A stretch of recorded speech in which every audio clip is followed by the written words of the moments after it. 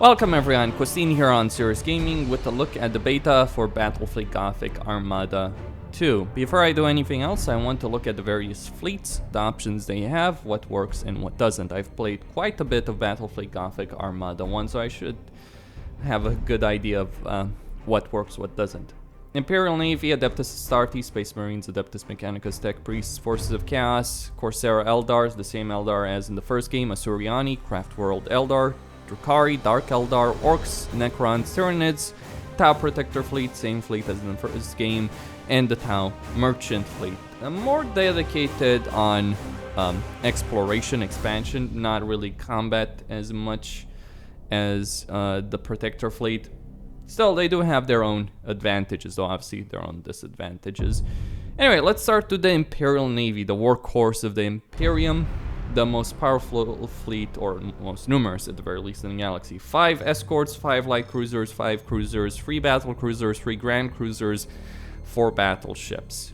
And you're no longer limited. You can go for however many you want within the point limit. No more cruiser limits, battle cruiser limits, or battleship limits, though there's also the addition of the Grand Cruiser class. Keep in mind, lore-wise, some of these ships obviously are better than others, inherently better than others.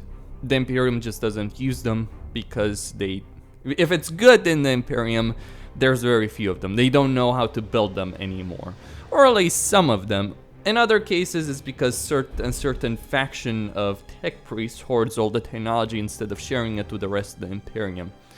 And they have certain advantages other people have. I'll talk about the Adeptus Mechanicus when I get there. I won't be talking too much about escorts.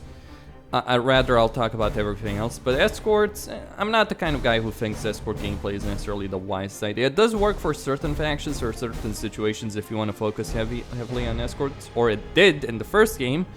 How useful that would be here is difficult to say. I think you should just use escorts to fill up slots, you know, if you've got the points for it.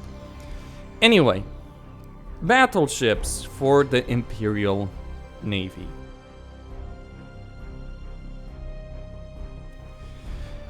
Retribution, Emperor, Apocalypse, and Oberon. Retribution is a short-range combat ship with an armor prow, so it's got more frontal armor than, say, for instance, the Emperor or the Oberon, though it's got the same as the Apocalypse, but it does have an armor prow with spur attributes, so it's capable of doing more damage with ramming attacks. That's one of the advantages of the Imperial Navy. They're good at medium short range. They also have good frontal armor, so they can do the best ramming attacks in the game.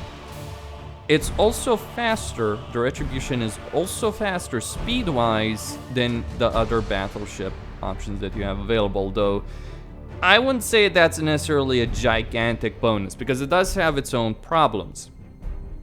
It does have a torpedo launcher, so that's useful. It's got 3 lance turrets and 6 plasma macro battery weapons. It's lacking in weaponry. It does have speed, it does have an armor prow, it does have ram damage, but it's just not the best in terms of weaponry of the battleships. In the first game, because of the limit of the one battleship, I personally found that it was better to go for an Emperor over a Retribution, because the Emperor has 2 heavy plasma macro battery weapons, so these do more damage. Yes, you do have fewer of them, but you also have heavy macro turrets as opposed to lance turrets, regular lance turrets. So these can do more damage. Not as accurate, obviously, but you also have 4 launch bays. So it's slower, it's more expensive, but it also has one gigantic bonus: detection range. The problem with the Imperial Navy is that it doesn't have the best ships available, and Chaos, for instance, could run circles around you with the augur disruption gameplay. So they could disrupt your auguries, disrupt your sensors, make it difficult to detect the enemy, and impossible to shoot.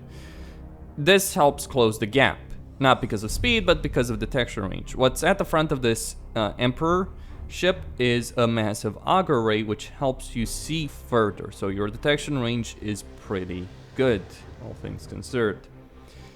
And it it's not really as much lacking in firepower as you might think because of those macro turrets and heavy plasma macro batteries, and of course those launch bases. It actually ends up being better than the Retribution. Of course, not in ram damage, you're not going to have the same frontal armor or the armor prow, but it's still pretty good.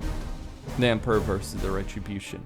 That was in the first game, though because you don't have a battleship limit for affiliate, you obviously can go for both of them.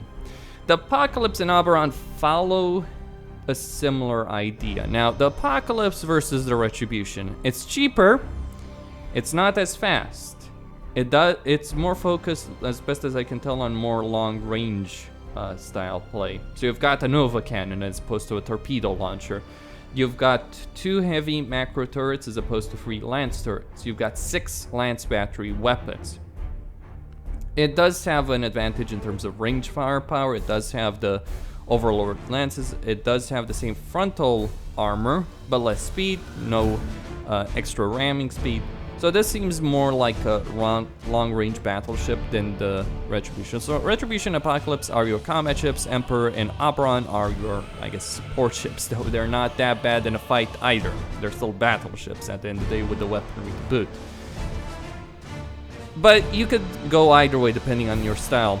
The problem I see here is Oberon versus Emperor. Like, let's look at Emperor. It's got this sensors, right? It's got tire detection range. Okay, very good. But then you look at Oberon.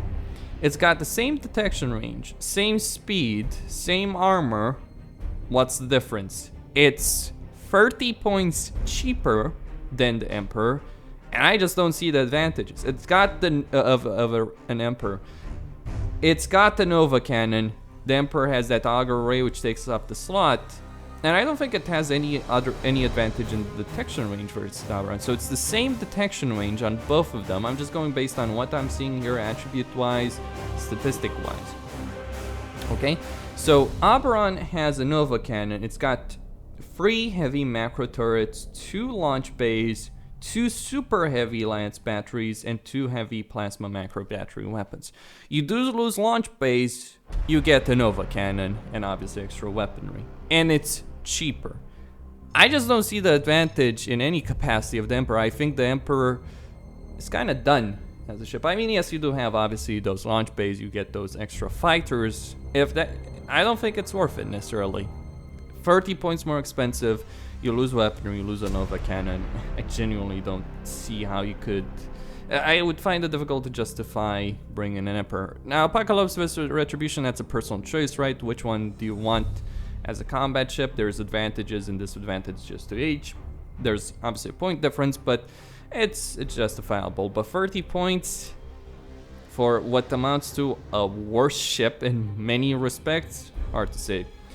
Then let's go on to the Grand Cruisers. Quite a few fleets to talk about, so I don't want to spend too much time. The Vengeance, 4 heavy lances, 4 plasma macros battery. So 4 plasma weapons, 4 lances, heavy lances. Fairly reasonable to 38 points. The Avenger, 181. This is cheap. And cheap because it's bad. It's bad because it only has 8 light macro battery weapons. So light turrets. These are things you find on light cruisers. So it's got the same weaponry as a light cruiser. Obviously quite a few of them. It's still a Grand Cruiser. It still has the same hull strength as other Grand Cruisers. So I guess you could go for this one if you want something to deal with enemy escorts and to help you with ramming. So you can use this as a battering ram effectively. So interestingly enough, lore-wise, the Imperium also has dedicated battering rams, not a Grand Cruiser in the form of Avenger. So Vengeance, yeah, balance between heavy lances and plasma weapons, and then you have the Exorcist, which has the launch bays and macro battery weapons. It's a personal choice. I think the Exorcist would be a good ship if you just don't want to bother with the Emperor, but obviously it's the most expensive of them. Though it does have its own personal uses. Now, the difference between plasma and macro weapons is plasma has longer range, macro weapons do more damage, but at shorter range. Just worth keeping that particular point in mind. Obviously, the Vengeance is better in a combat situation. The Exorcist is a support ship, if you want to go for it. If you don't want to bother with an Emperor, you can go with an Exorcist instead. So you can go, say, something along these lines, right? I don't know if it's a good idea to go with 2 battleships, to be honest. It depends, I guess, on your situation. You might want to go for something else. Anyway, let's talk about battle cruisers. Overlord, Mars, and Armageddon. The Mars battle cruiser, it's got the Nova Cannon. Nova Cannons are more accurate in this one than the first game. So they're better than in the first game. Though, because of larger fleet sizes, because of the damage it works, it's not the wonder weapon. It's certainly not the wonder weapon, as it used to be in the very first stages of the first game, where you could just dominate the battlefield with the Nova Cannons. But this one is the only one with the Nova Cannon. You do lose the armor prow for it. You do lose the spurs upgrade, the spur upgrade for it, for a Nova Cannon. You don't have the torpedoes are better at short range. So this is a more long range support ship with 2 launch bays, 2 heavy macros, 2 lance turrets. More long range, but of course, you know, these these are for very short range. Then Armageddon, 2 heavy lances, 2 heavy macros, 2 lance turrets, and of course the Overlord with 4 plasma weapons and 2 lance turrets. Well, you know, Mars is, you know, if you want it, you can get it, whatever. But between these 2, I would have to say that it seems to me that the Armageddon would probably beat the Overlord. Depends on, you know, obviously fleet composition, all that kind of stuff, but you have 2 heavy macros, 2 heavy lances, as opposed to 4 plasma weapons. And there are advantages to having these. Like, so you'll do more damage with the with each individual heavy macro, and obviously having heavy weaponry as opposed to just regular plasma macros is an advantage in its own right. So that they're pretty much the same. Point difference is just 5 points, but still slightly cheaper with Armageddon. It just seems to me, like looking at this, it just seems to me that there are some ships that have an inherent advantage over others. Like you can see that with the battleships, you can see that with battle cruisers. Mars is, it fills a specific role, but both Armageddon and Overlord are obviously combat ships. I'd say Armageddon probably wins over there. Then let's talk about cruisers. Cruisers: Dictator, Gothic, Dominator, Tyrant, and Lunar. Tyrant is the main cruiser that the Imperial Navy uses, if I'm not mistaken. So it's got 2 plasma, 2 macros. 2 plasma, 2 macro, torpedo launcher, and armor prow. The Lunar, it's got 2 lances, 2 macros, Dominator, 4 macros, and a Nova Cannon. Now, the Dominator is great, not because of its Nova Cannon, though obviously many people were using that for its using that in the first game because of the Nova Cannon. But what makes it great is that it has 4 macro batteries. This is the ship you take and throw right into the enemy line. Yes, obviously minimum range, you're not going to use the Nova Cannon, but those 4 macro batteries are going to tear the enemy fleet to shreds. That's what it's good for.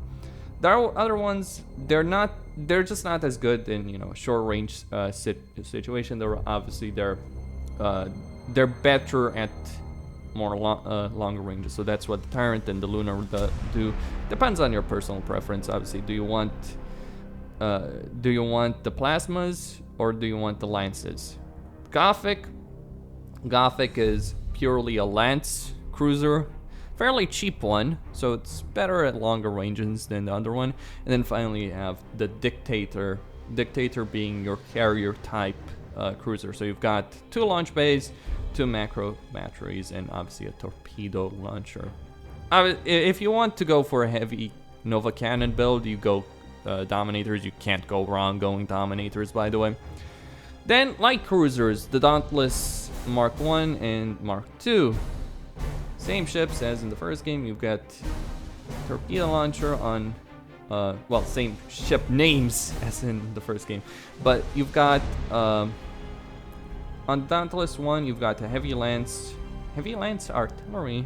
That's interesting. So they've obviously made changes around here as opposed to the first game. Like the Dauntless light cruisers were pretty bad actually. They just didn't have the damage. But with the heavy lance artillery, yeah, that's not too bad. Though obviously they did have in the first game as well lance on the prow that was capable of doing damage. I don't think it was this much damage. 24 damage, obviously 100% accuracy is pretty good. The Mark II has a torpedo launcher, though it's a small torpedo launcher, keep that in mind. It's got light macro turrets and light macro battery weapons. Can't seem that same weaponry, just torpedo lines, torpedo versus that lance. That's your personal choice, whatever you want to go for. The Endeavor has 2 macro battery weapons. Ooh, that's pretty beastly. 2 macro batteries, that's not something you sneeze at. Obviously it doesn't have the survivability as other ships, but still pretty powerful considering we're talking about a light cruiser over here that's less than 100 points. So that's pretty good. 2 macro batteries, 2 light macro turrets, that ain't bad at all. Then the Endurance, 2 lances, 2 light macros. So with the Dauntless, you have better forward weaponry, I guess, in a sense, or at least with the Dauntless Mark I, you have a better forward weapon, not to the Mark II. The Mark II just seems outdated, right? But obviously it costs more. With Endeavor, you've got, no, hold on a second. So this one is 4 torpedoes. This one is 2 torpedoes, just keep in mind. So you've got better forward weaponry with Dauntless, you've got better broadsides with the other ones, it seems like. So Endeavor, it's got 2 macros. This one has 2 lances, and this one has 2 launch bays. Depends on what you want to go for. If you want to use a light cruiser as a carrier, you should probably go for the Defiant then. But yeah. Endurance, probably not necessarily the best, but the Endeavor, oof, that 18 damage on a light cruiser. Keep in mind the speed that you get on these babies as well. And their size, size obviously does matter quite a bit. And it's cheap, it's pretty damn cheap. I'm quite impressed by these two, the Endeavor and the Endurance. Defiant, yeah, support ship. Then that's basically the Imperial Navy.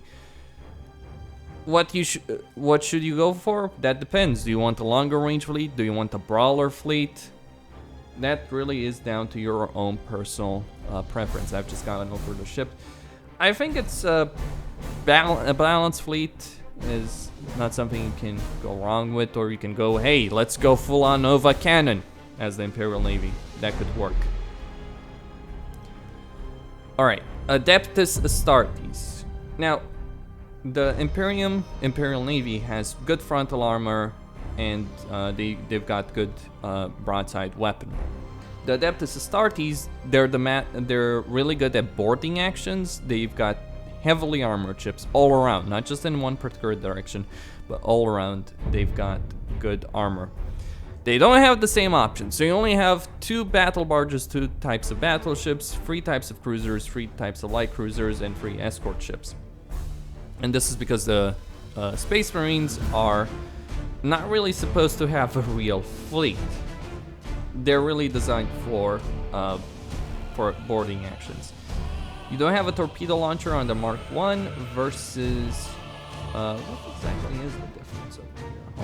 So we've got 1 launch bay on both of them. 2 heavy macro battery weapons. So those are the weaponry on the side, and then the difference seems to be between a torpedo launcher along with the bombardment cannon turret versus 3 lance turrets and 2 heavy lance artillery. Depends on what you want. Bombardment cannon can do a lot of damage. 45 damage, that's enormous, though obviously its accuracy leaves quite a bit to be desired. It depends. Do you want something that can, with the heavy lance artillery, those 2 heavy lance artillery and those lance turrets, really does depend on your personal preference here, but obviously the main goal of a Space Marine fleet is to get your ships close and perform boarding actions. That's your main goal over there. All right. Then we have the strike cruisers, the cruiser class. So the Mark I has a launch bay, bombardment cannon, and macro weapons. Torpedo launcher on the Mark II, bombardment cannon. So it seems these two have bombardment cannons, so same damage, right? Difference of a launch bay versus a torpedo launcher. Same macro batteries, and then we have bombardment cannon and heavy lance. Bombardment cannon and heavy lance. So you lose torpedoes, you lose launch bay, but you gain a heavy lance artillery. Okay. Then the lightest ones, the light cruisers, Vanguard Mark I. Like all of these have launch bays because that's what the Space Marines do. All of these have light macro weapons on the side. The only difference is the frontal weaponry. So you can get light bombardment cannon turret, light lance artillery, or a torpedo launcher. As for their escorts, they've got a Nova, light lance, artillery. I guess for the Space Marines, having some escorts, especially the Novas, wouldn't be too bad. All things considered, you could use these to do a reasonable amount of damage depending on how it's going. Still, these guys, you probably want to focus on getting as many boarding actions as possible, so you don't necessarily want to go for too many of the big ships. Not that you have a great many options. Obviously, points are a consideration. The more ships you have, the more boarding actions you can. And you can survive getting into close range. No one's gonna kill you before you get in close range because you do have that very powerful armor. But that's what the Space Marines are designed to do. They're designed to get in close, launch boarding actions, and destroy the enemy ships from within. Worth pointing out, you don't need to destroy the ships, you just need to deal with the troops on board. Worth also pointing out to the Space Marines that they are immune to morale losses. All of them. They cannot be broken. That's a fairly big deal. They may not have the best ships in the world, but they will not flee or break. Then we have the Adeptus Mechanicus. I was actually curious to test these guys out. They've got an enormous number of escort options, depending on what you want to go for. So light lances, light macros, okay. Lots and lots of choices. It might be worth getting, some sensors, some Widowmakers, just for the sensors. You do have only one battleship, but here's the thing. You might not have the customization. You've only got, 3 light cruisers, 4 cruisers, and 1 battleship, but oh boy, do these ships pack a punch. So Arc Mechanicus, you've got 1 Nova Cannon, 4 plasma batteries, 2 heavy lances, and 2 heavy lance turrets. The real power here is in the cruisers. These cruisers, yeah, you see Dictator, Tyrant, Lunar, Gothic, same names, right, as the Imperial Navy. More powerful than the Imperial Navy. Not by necessarily a huge amount, but they all have lovely Nova cannons. So, the Mechanicus, the Imperial Navy itself for the Imperium is medium to short range, right, ramming and all that. The Space Marines on short range. The Mechanicus is the long-range arm of the Imperium, with all of these Nova cannons. You stay back, you snipe the hell out of the enemy with these accurate Nova cannons, and you blow them to hell. Then you've got various options over here. They're very, they have the same statistics, though they do have better speed as well than the Imperial Navy ships. Like if I go back to the Space Marines, for instance. Yeah, okay, so the Space Marines also have better speed, unlike the Imperial Navy, which has a bunch of battleships with 120. With 120 speed. Okay. So Mechanicus, What options? What should you go for? Well, obviously, a Mechanicus itself would be good. Then you have the Dictator. Dictator has launch bays, macro batteries, and lance turrets. Tyrant has macros, plasma macros, and lance turrets. It's got lance batteries, macro battery, and lance turret. Wait, what's the plasma macro versus lances, right? Yeah. Oh, no, hold on. So it's macro versus, yeah, it's plasmas versus lances between the lunar and the tyrant. All right, that makes sense. The big difference is that, you know, that extra lance turret, not something to sneeze at, by the way, to have that, because the cost is about the same, isn't it? Going back to the Imperial Navy over here. If you look at the cost of these babies, you will see that it's roughly, well, in some cases, not all of them, it's roughly the same cost. You do get ramming on a lot of these babies, so not for all of them. The cost isn't for all of them, but still pretty worth it, right? So they're on the higher end of cruiser cost, but they do have an extra point. They don't have an armor prow, as in they don't do extra ramming damage. So they're not. So the Mechanicus fleet is not designed for the very short range engagement. They're designed more for a long range Imperial Navy type gameplay, by the looks of it. Gothic, lance battery, lance turret, and Nova cannon, 4 lance batteries. Lunar, lance turrets, okay. Those are your options. Seems to fit a more long range style of gameplay. Let's see, light cruisers. 2 of them have, so you can get torpedoes on your light cruisers, though it's not that great. The key here is about these babies is you've got macro batteries, macro turret, lance batteries, and well, this one is basically a carrier with 2 light lance turrets. Not bad necessarily. So yeah, it seems that Mechanicus is more focused on heavy range. Let's go over the traitorous scum of chaos. See what they have. 2 battleships, 3 grand cruiser, 3 battle cruisers, 4 cruisers, and 2 light cruisers, as well as 3 escort ships. Desolator versus the spoiler basically boils down to this. What do you want? Do you want to be able to have a carrier, or do you want a combat ship? That's your choice, in effect. And that's what it boils down to. This has a torpedo launcher, 6 double barrel heavy lances, with 2 triple barrel super heavy missiles, versus the despoiler, which has 3 launch bays, I guess? Yes.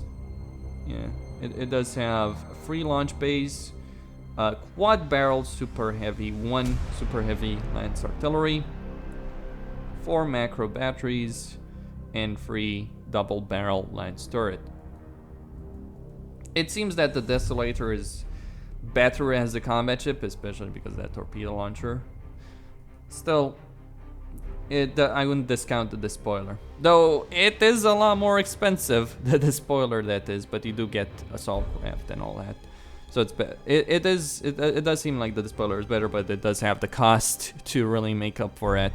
Then let's see grand cruisers. We have the Executor, double barrel lance batteries, double barrel light lance batteries, 4 of each for Executor. So if you want the cheap grand cruiser, this is it. The Retaliator. Now, keep in mind, they do still have quite a lot of HP, though obviously not as much as Imperial Navy. They're faster, though. 200 on the Desolator, 160 on the Despoiler. Executors are 160. So the battleships are faster at the very least. Not the Grand Cruisers, though. The Grand Cruisers are all slow. The other ships are all pretty quick. So, Executor doesn't seem to be honestly that great because double barrel light lances. Well, if you want a long range lance platform, this is it though. the Executor.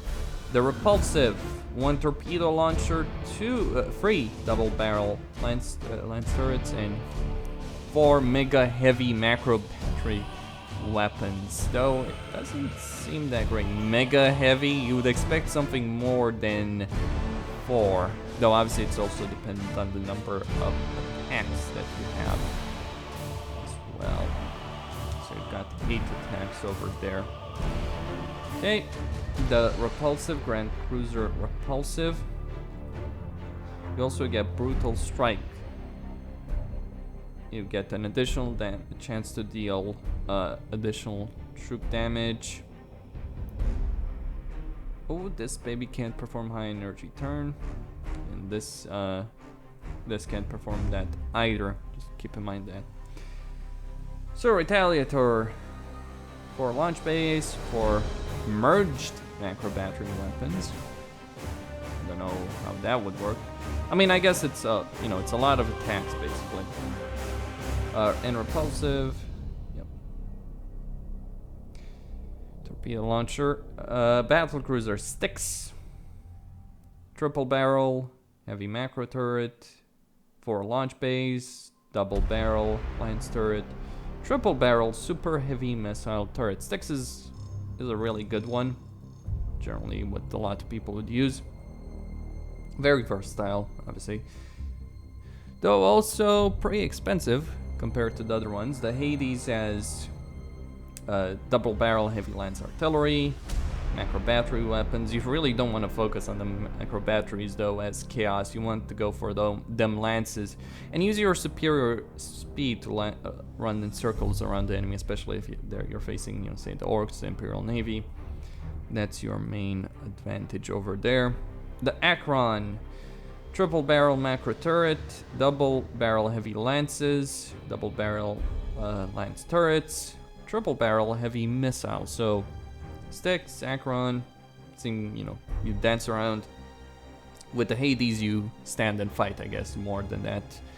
Not necessarily the best idea is chaos. Devastation cruisers, carrier cruisers. How many carrier cruisers? Okay, so they only have 1 cruiser with launch bays. 2 launch bays, 2 double barrel heavy lances, triple barrel missile turrets, so this is your support ship, so to speak. The Murder Cruiser, 4 macro batteries, and would not recommend. I mean, you can go for it if you so desire.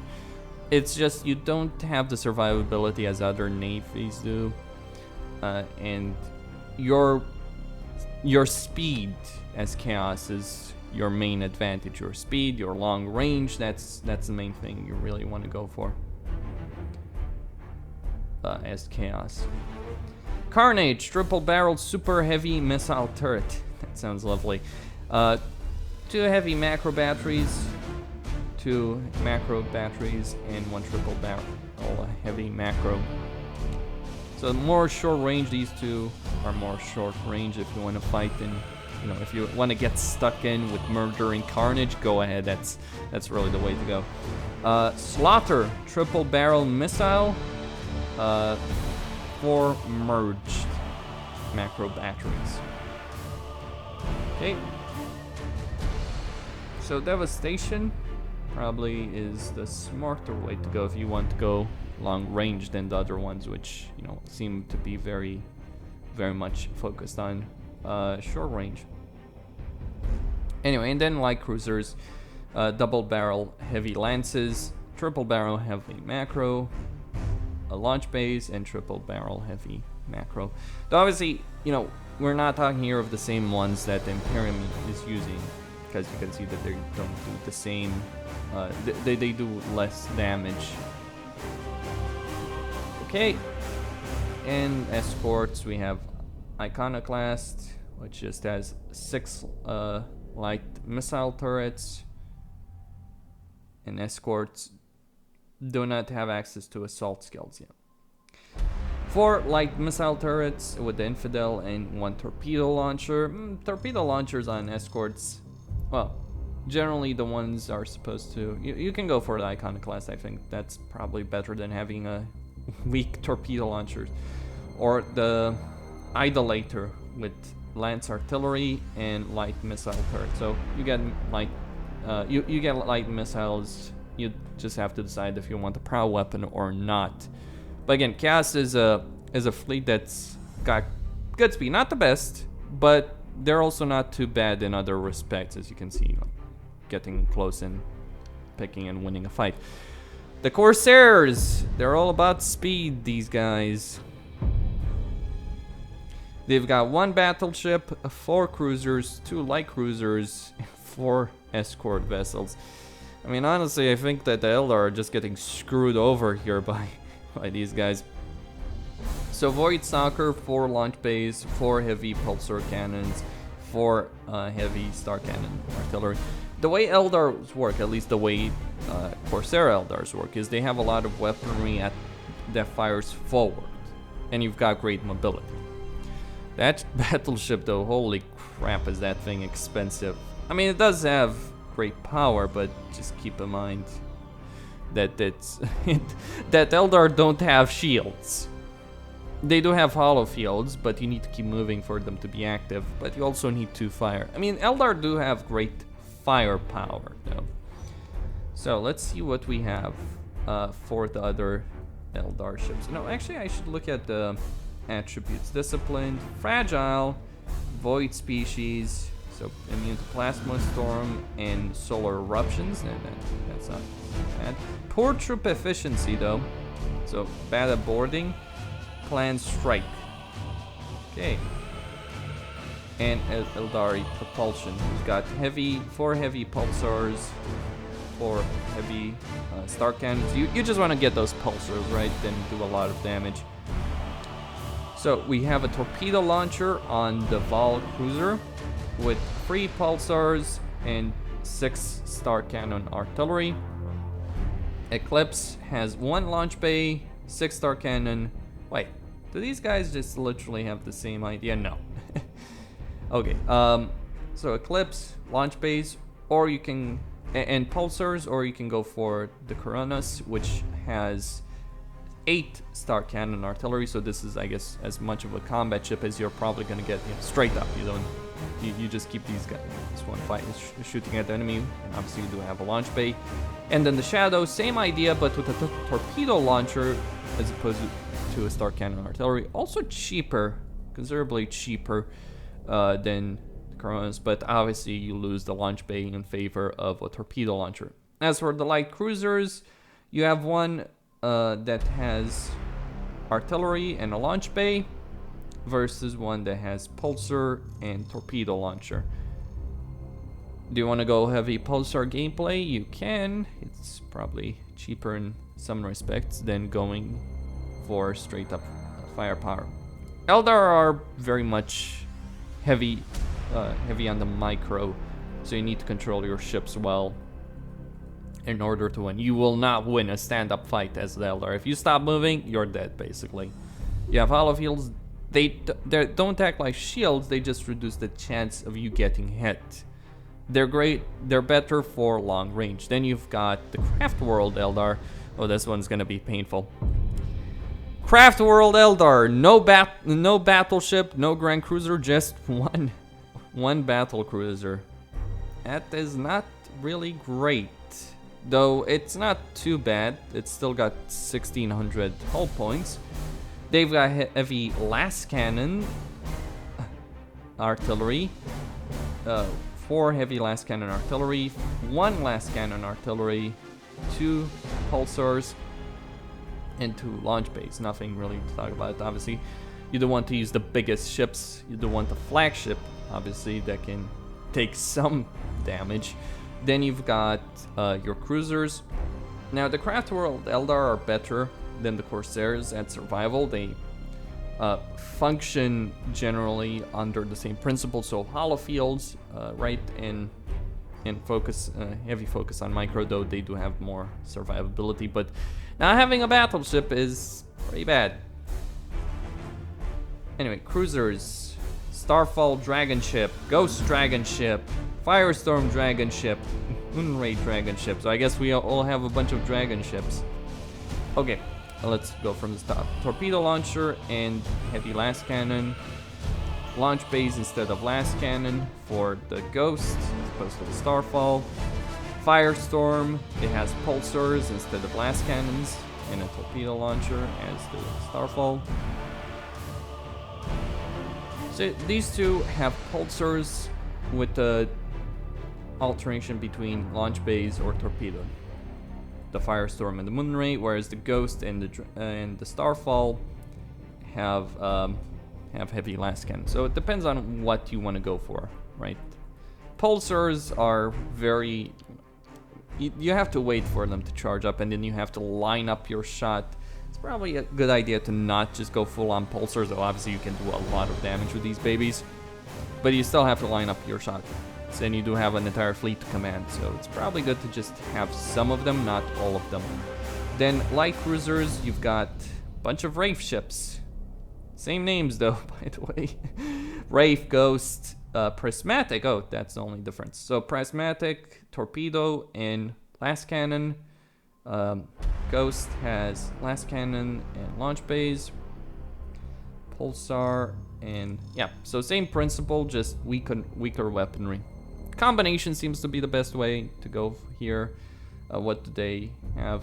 Okay, light Last Cannon or a Shadow Lance Artillery. Going back to the Corsairs for a second. There is a crucial point over here that I think some of these guys... Yes, this one has a pulsar cannon beam. So that can make that particular escort very useful if you can, get that pulsar. Or, yeah. The Hellborn and the Hemlock both have pulsars. Can do quite a bit of damage.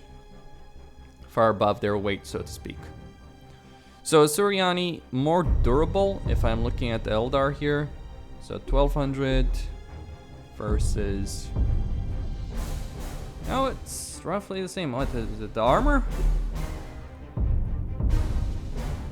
Yeah, it's the armor. They get, what, 17 points difference in armor between these two. Yep, so they can take more damage. Not a huge amount, but they are more... they do survive better. But they don't have the same firepower by the looks of it as the Corsairs do. So the Corsairs just seem to have more firepower, and if I'm not mistaken, 280 speed on these babies. Let's see the Corsairs, just keep in mind, speed is of the essence. No, same speed on them. Okay, Drukhari, Dark Eldar. What the Dark Eldars have? Stealth, very important for them. So good troop efficiency, so they're actually good in a fight, unlike their Craftworld or Corsair pin. Okay. Mimic engine. They can be deployed further, void species, independent. Shadow field. Regular shield. The shadow field is affected by damage. The gauge fills up if the ship speed is over 90% and unloads if the speed is over 50%. As long as the shadow field gauge is full, the ship is in stealth. So they've got stealth. Now, they've got 4 battleships, 3 cruisers, 4 cruisers, 4 light cruisers. Okay, let's take a look at these battleships since they seem to be a really big deal for the Dark Eldar, and some of them are not, some of them are expensive, some of them less so. Let's see what kind of weaponry they have. Phantom Lance Artillery, Scythe Missile Artillery, Heavy Scythe. Okay, they've got good range. They can't stand in a fight. You need to keep moving with these babies. They really can't stand a fight. Range, what I would be interested in, yes, angle of fire 90 degrees in front. So if I look back at the Suriani, for instance, if you look at these, okay, so 90 degrees in front for okay, guess they do have the same 90 degrees in front, so it's a frontal weaponry still. Heavy Scythe Missile Artillery though, not too bad. Torpedo launcher. You can go Phantom Lance Scythe. I mean, I don't really know how these would work and what necessarily is good, but well, you can get well, Well, it seems the difference between them is you have one with the torpedo launcher, one with the launch bay, and one with the Phantom Lance artillery. As opposed, no, two with the Phantom Lance artillery. Just different position, I guess. Well, this one has one Phantom Lance artillery. This one has 4 Phantom Lances. Now, these seem to be 100% accurate. There's a lot of stats to go for over here. But 100% accuracy. Pretty good damage. 12, 16, 24, and 8 torpedoes. They're still battleships, after all. 12, 16, scythe, okay. Heavy scythe. Yeah, lots of things to read. 24, yeah, same idea. They can do, they're hit and run. They go in, they do damage, they get out. This one, though, is pretty damn expensive. But that's because of the launch bays, right? 2 launch bays over there. Well, or it counts as 2, right? Because of the 2 points I see here. Alright, what cruisers do they have? One with a torpedo launcher, scythe and heavy scythe. One with the launch bay. Interesting icon there. Heavy scythe and scythe. So it seems the cruisers all have the same weaponry. It's just what do you want? Yeah, the launch bay can be used. These are 2. Oh, so, okay, so this... Wait, a second over here. I probably should read... Okay, launch bay, number of attacks, 1 damage, alright.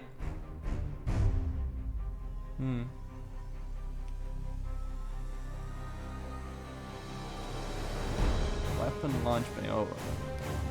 So it seems they have the same weaponry. Just depends on what frontal weapon do you want to go for. So like a Phantom, the launch bay versus launch bay. I don't see. I mean, clearly there is a difference. Each boat. This is for assault boats. This, I guess, is for fighters as well. Torpedo launcher. Then light cruisers. What do they have? I guess this one. Yes, this one is the cheapest. No, it's not actually. Hold on. I guess it's because... Curious. Okay, so free scythe artillery, and torpedo launcher. This doesn't make sense. What am I missing here? What the flying fuck am I missing here? Confusing, actually. It's like, okay, this one doesn't have a torpedo launcher. It's more expensive than the one with the torpedo launcher? Alright, go ahead. Oh, hold on. 16, number of attacks 1,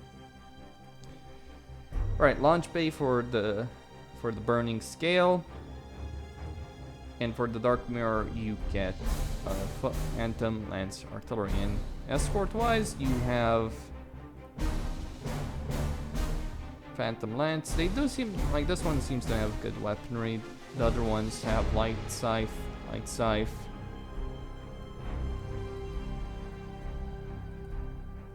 What in the bloody hell? 56, 66. Okay, you get 3 more weapons on this one versus the Talon Syrax. It's just kind of screwed up, isn't it? Though, free weapons for what? The difference of 10 points? Probably worth it. Immortality denied. 6 light scythe. 5 light scythe.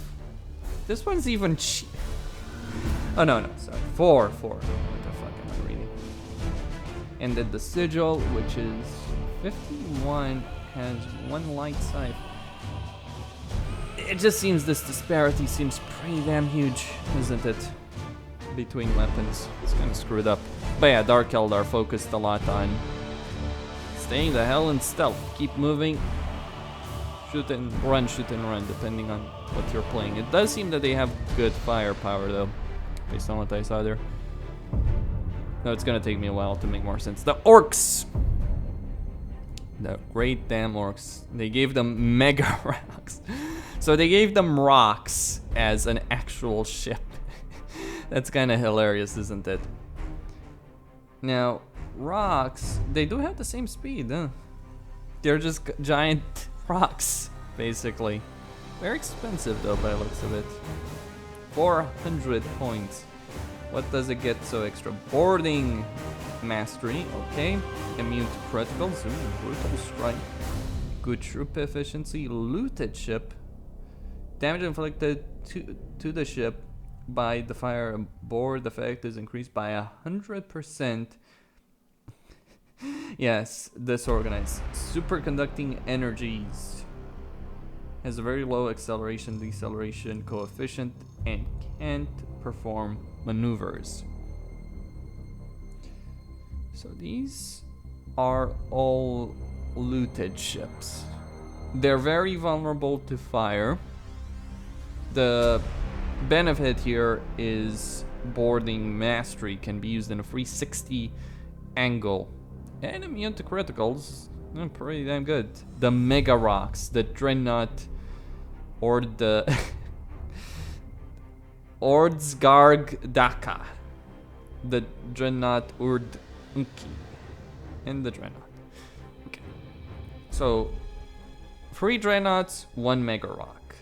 Let's see weaponry. Though obviously this is a boarding ship more so than anything else. 3 heavy guns battery. 8 Mega Zap Cannon artillery. 12 guns artillery. And 4 torpedo launchers. Very expensive compared to the other ones. Like these ones are very cheap in comparison. Orcs do have numbers, don't they? Great numbers, especially on their bigger, better ships. And durability, they're pretty damn tough to kill. But they do have one gigantic problem. Their accuracy is garbage. Though they do have damage. You want to pick a fight with an orc in very short range, you are going to get smashed to pieces. You want to avoid that. I don't know, maybe the Tyranids would be able to, and I need to see the damn Tyranid Navy to be able to say that. By a heavy... Okay. So 100% accuracy with this Mega Zap Cannon artillery. Reasonable accuracy on the guns battery weapon. Not so reasonable on the heavy guns. So I guess these are like plasma. They fill the role that plasmas would on Imperial Navy, and these fill the role of macro battery. So look at that damage though. Keep in mind, these do fire faster, don't they? Reload time 4 seconds, reload time 12 seconds. And accuracy is a fairly big deal. So these are short range guns. Guns artillery. Not the greatest accuracy, but still. And double barrel mega cannon artillery right at the front. Right there. So, the Mega Rocks, torpedo baby. That's what it is. That's torpedo boarding action baby that's immune to critical. You want this baby. This one, what, Daka, I guess? This one's very focused on heavy Daka. This one has a torpedo launcher and launch base as well. This one has more Daka, right? This one's got heavy Daka. This one's got those launch bays, which are increasing its cost by over 100 points. Don't know if 2 launch bays are worth it for that much. And then you have the Dreadnought, the typical Dreadnought with 2 guns artillery, heavy guns battery, 4 guns battery, 1 Mega Zap Cannon artillery, and 1 torpedo launcher. So you do get a lot with the rocks, but the cost is astronomical. Battle cruisers, torpedo launchers on 2 of them, and on 1 of them a mega cannon artillery. You get that choice. Do you want torpedoes or do you want the mega cannon? Mega cannon has its own advantages, but also got pretty big disadvantages, as in it won't hit for shit. When it does hit, it hurts like a truck. 144 damage. This thing will destroy ships when it hits. If this thing hits an escort ship, it's going down, basically. The hammer. I like that name. The hammer. Hammer Stampa. Hammer Smack. Orcs. Outside of that, Now these two seem very similar, so they've got launch bays, one launch bay, 2 heavy guns, 2 guns battery, 1 guns artillery, inline guns artillery.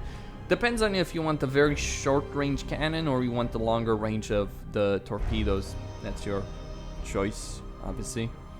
And finally the hammer smacker, which has a torpedo launcher but doesn't have a launch bay, so I guess it's more focused on actual shooting. Yep. So this is probably better for an actual fight. Then we have the big rocks, and then just the rocks. The big rocks. Now keep in mind the same principles apply to these babies as with the battleships. So good troop efficiency across the board, obviously. Or is it? Yeah, there is good troop efficiency. Orcs are really good. Superconducting engines. The ship has very low acceleration deployment and can't perform maneuvers. So you don't get maneuvers with the rocks, but you do gain quite a bit elsewise with the big rocks. 4 torpedo launchers, 8 guns artillery, 4 mega zap cannons, and 8 heavy guns battery weapons with boarding mastery. So you can assault in any direction. The terror stompa, the terror, the killa stompa, the killa. Okay, very original from the orcs. So difference is torpedo launcher or mega cannon. Again, decision. Short range, long range, your decision. Orcs are obviously very good at short range though. Boarding actions, the guns, the way their guns work. So you may decide that you might want something longer range for a torpedo. You can go with that or a combination. Their fighters. One thing that I didn't point out about the Eldar, honestly, I just don't like the Eldar.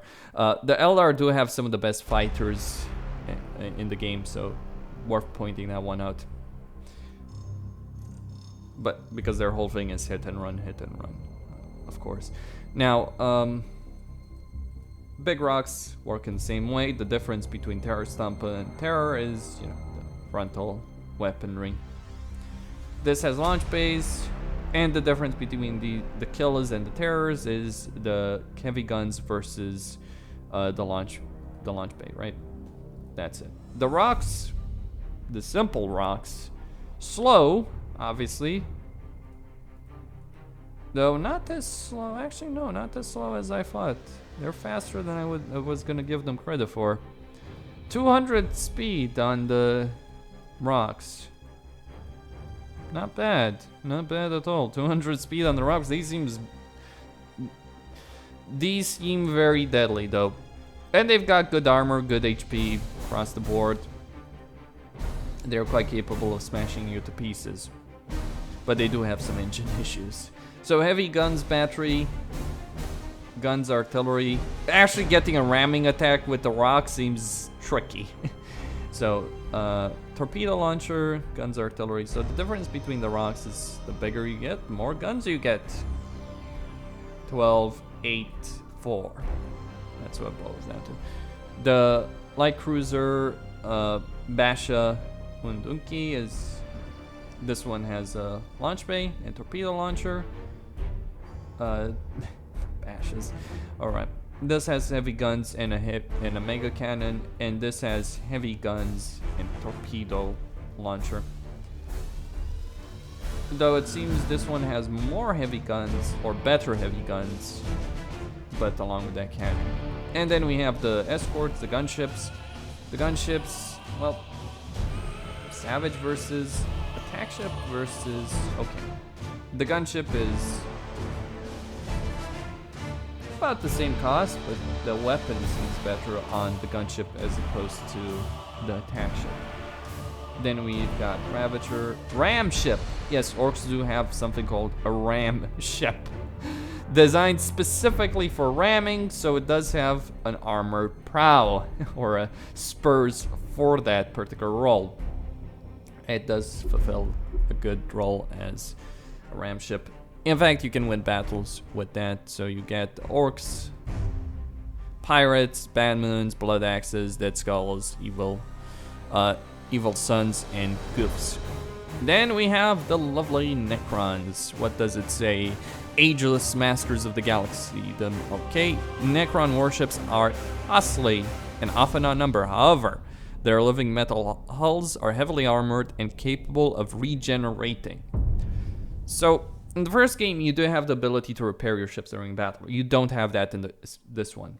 So battles are going to play out very differently as a result of that. The Necrons, however, do. Oh boy, the cost of their ships is enormous. Their battleship is almost as expensive as a rock. What are their advantages? Okay, good troop efficiency. Necron portals, the boarding action is widened to text issue instead of okay. Lightning strike skill troops damage are increased by 1. Iron Will. Yeah, you're not gonna break through. The ship repairs 1 hull point per second, though its maximum hull point value decreases by 1 per second. So you can repair, but you have to give up something. Right. Okay. You also get the gas particle web turret. So you can repair, but you lose maximum hull. I guess it's not even that. That's great. You've got 3 gas particle web turrets. 1 attack, 20 damage, 10-second reload. 3 of them. Not too bad. Lightning arc turret. 30 damage, 15-second reload. So Necrons, they don't have the best speed. They don't have the best HP, but they can repair themselves. So just keep in mind they do have pretty good armor across the board.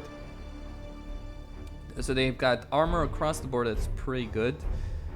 Not the best detection range. So you do have the Cairn battleship. Only 1 battleship, 1 battle cruiser, 1 cruiser, and 3 light cruiser. Okay, let's see the Scythe Reaper. What does this baby have? Same armor values as the battleship, only 400 less HP, obviously less weaponry. So you've got 6 lightning arcs as opposed to 10, 2 gas particle, for a difference of over 120 points. I mean, I think it might be even worth it to not even consider going with the battleship as the Necron, considering the cost. You're very limited in fleet. Now, the Scythe Harvesters have 4 lightning arc and 2 gas particle. Okay, that's fairly reasonable. Same idea though. 1600 HP, 272 Necron light cruisers. Shroud, Kopesh. Very few ships for the Necrons here though, sadly enough. Ooh, the Jackal frigate. Very good, seems very good actually. Lightning arc artillery. Could do some damage with this, or you can go. Wait, what? So destroyer. I mean, it's cheaper. Sure, but you lose 1 weapon. All right, if you want the cost is like that's what that scores. So just fill in points, right? So Shroud, 5 lightning arcs. Kopesh, 1 gas particle, 3 okay. So lightning arcs do more damage. They only have limited attacks. Actually, they all have 1 second. I guess they all have 1 attack, don't they? Yeah. So it's all 1 attack for all of them. So what's the difference? 270 in the front. Ah, these are side. Yeah, batteries. Okay. So these are frontal, but pretty big in the front. 100% accuracy. I mean, it's not like you don't have any choices with battleships, battle cruisers. You just have to decide if you want to take them or not, if the cost is worth it in your opinion. But for light cruisers, so these guys have side weapon with 1 frontal weapon, 270 in front. Seems the Necrons do have an enormous range in front of them. Don't discount these guys. They're capable of doing damage in a wide arc. They can heal. They won't break. and their boarding actions are better. Might be a good idea to just spam a lot of light cruisers, actually. Though, yeah, 800 hull, that's still not bad, keep in mind. 800 hull, when we're talking about 800 hull, look at the Imperial Navy, for instance. 16, 1200. Wait, shields. I haven't looked at shields for Necrons. Would be worth it. How do their shields work? Light, okay. They don't have shields. Huh. They do have armor, but they don't have shields. Alright. So be it. But they do repair. Oh, the shroud has got good detection, so you might want to bring a shroud at the very least for the sake of detection. What does it also have? Shrouded hull. The ship is stealthed at the start of the battle. Not too bad. Right, Necrons seem deadly, but they are not as overpowered as I feared they would. Let's see the Great Tyranids. Let's see what these babies have. Ooh, this is the fleet customization we've all been waiting for, haven't we? 4 battleships, 5 battle cruisers, 3, yeah, 5, 6, 7, 8 cruisers, 8 light cruisers. How bloody many escort vessels? 1, 2, 3, 4, 5, 6, 7, 8, 9, like 9 escorts. But 8 light cruisers, 8 cruisers, 5 battle cruisers, 4 battleships. Let's take a look at the battle. Bio acid hive ship, acid infestation, bio tentacles, and a hive ship. This one's got launch bays. This one's got a lot of launch bays and super heavy pyro acid artillery. But basically, this is a carrier. If you want that, just they've got boarding expertise. So 270. Okay, no lightning strikes, but really good. Spores. The ship gets 1 defense turret for every 25 active shield points. The ship inflicts 1 damage per second, ignoring the shield to enemy ships within 4,500 units for every 100 active shield points. So the more shield you have active, the deadlier you are. Synaptic link. As long as an ally ship with synaptic control. Who has synaptic control? That's the big question.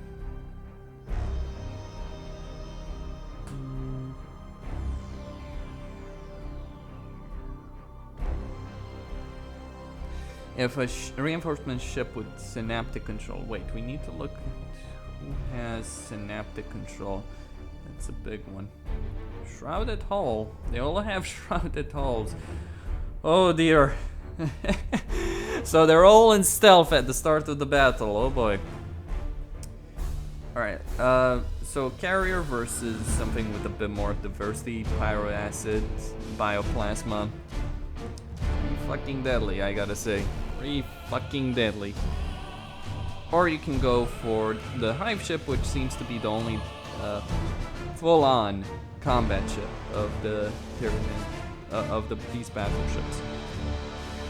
Not the most expensive either. This one is the cheapest, 271. Bio tentacles. Tentacles, 1 troop damage is dealt to the target every 3 seconds for 18 seconds as long as the targeted ship is maintained in range of the feeder tentacle. Perform this action. Is this on this? Okay, cancels the warp jump. This skill can be used to recover control of an ally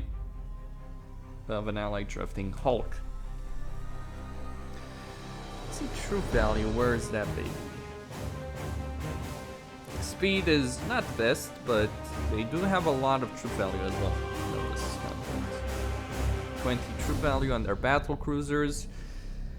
Oh man, It's gonna take a while to figure out what the best way of playing Tyranid is. Let's just put it like that, but holy crap, these guys are powerful. What's their weakness? Well, I know what their weakness is. They need a ship with synaptic control. If they don't have a ship with synaptic control, they are screwed. Adaptation. And ramming damage too. On all of them. I don't think I need to talk about the details of weapons on these guys because I think it's pretty clear where these stand. No, wait, it's not all of them, is it? No. Where is it? Hold on. Adaptation, instinctive, regeneration. What? Oh, okay.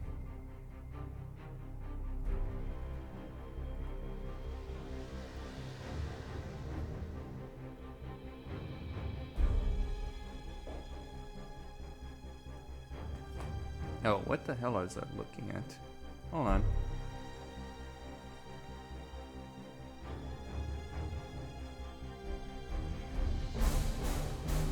No. Boarding expertise, regeneration, instinctive. Bravery, the Tyranids are not brave, interesting. But stealth, durability, not the most durable ships, the orcs beat them there, but holy crap, these guys scare the shit. Not the best armor either. So they can be beaten from long range, but stay the fuck away. I wonder how the orcs would fare. The orcs, which are also pretty good in a combat situation, or Space Marines, which are also good in like short range combat because of their boarding actions. They don't seem to have any ship with a great detection range, which seems to be one of their problems. No lightning strikes. What's curious, synaptic link. Synaptic control, but I don't see synaptic control. I guess it's the flagship, if I'm not mistaken. Hold on, let me see something over here as the Tyranids. Their skills. Wrecking biomorph balls. The Tyranid hive ships. Okay. Echo spore. Probe. Alright. Psychic extremes. Morale loss. Spore field.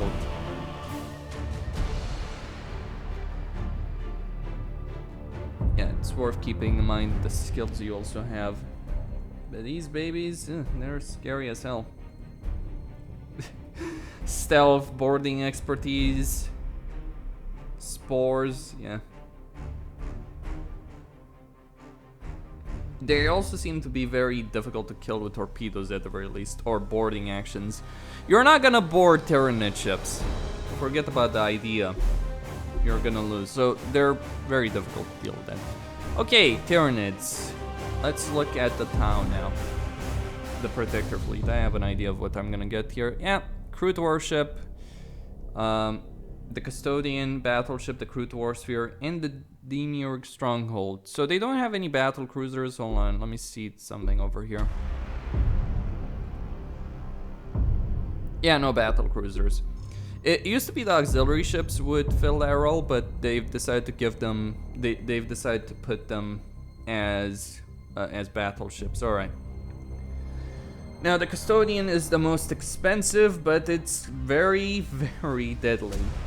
Heavy railguns, heavy ions, double barrel, okay, Hook Warden.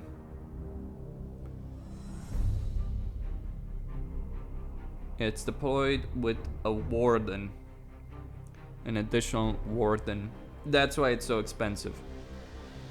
You get an escort ship, and it's got launch bays. The Demiurge, they all have the same durability, though obviously not the same armor. And the escorts, the auxiliary, are not the fastest either. The Crude is also got no rotation speed. You need to use your hold on. Semiconductor, yeah. Mercenaries, disorganized, brutal strike.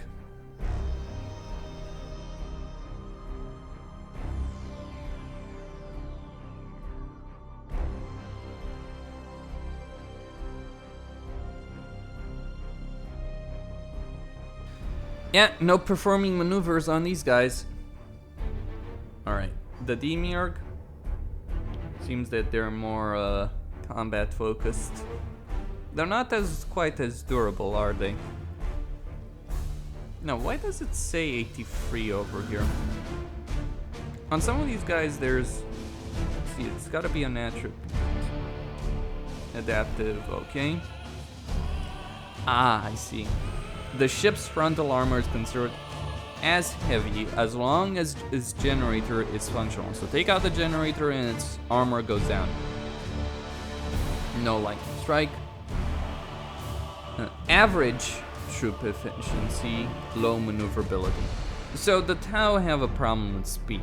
That's their main issue.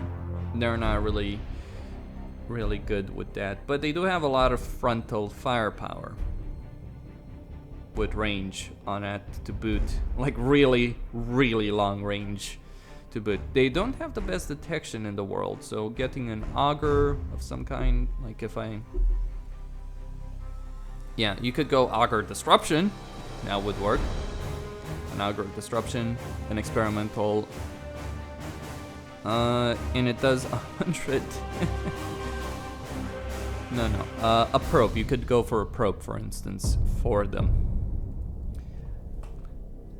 So they've got a Bastion cruiser, so auxiliary, and outside of that, they've got protectors. I guess the difference here is cost 1 point. Wait a second, what the hell? Literally the only difference I can notice here is these weapons. They seem to be a higher value. And this one is cheaper too. Heavy railgun. Double barrel. Ah, okay. I was wondering what the hell. So heavy ion with heavy railgun versus double barrel heavy railgun with ion cannon. Choices to make. Planned strike. Okay. And then we have the light cruisers. Railguns or ion. As well as gravitic hook.